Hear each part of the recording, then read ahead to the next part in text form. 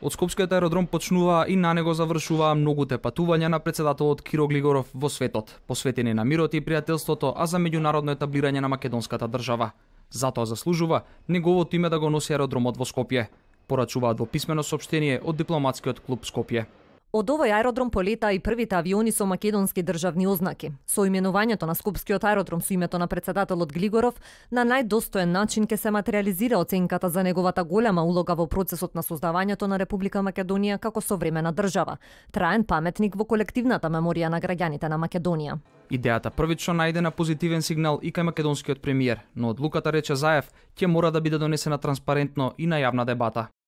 Направа ми се допаѓа идејата, но само јас сум еден од граѓаните на Република Македонија по вакви прашања. Сакам да ги слушам внимателно граѓаните, нека се развие дебата, ја стоиме на располагање да им служиме на граѓаните, да бидеме нивен сервис. Скопскиот аеродром Петровец беше преименуван во Александар Велики на 27 декември 2006 година со владина одлука на чело со тогашниот премиер Никола Груевски. Сушност со таа одлука започна и процесот кој во јавноста беше именуван како антиквизација на државата. Промената на името на аеродромот во Грција беше третирано како провокација, а тогашната влада никогаш не излезе со образложение за тоа како дошло до идеја да се промени името на аеродромот.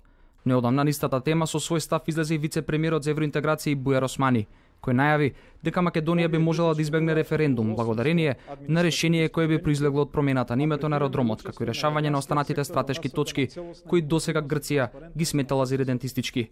Османи во таа прилика најави и дека разликите околу името со Грција ќе бидат решени наскоро.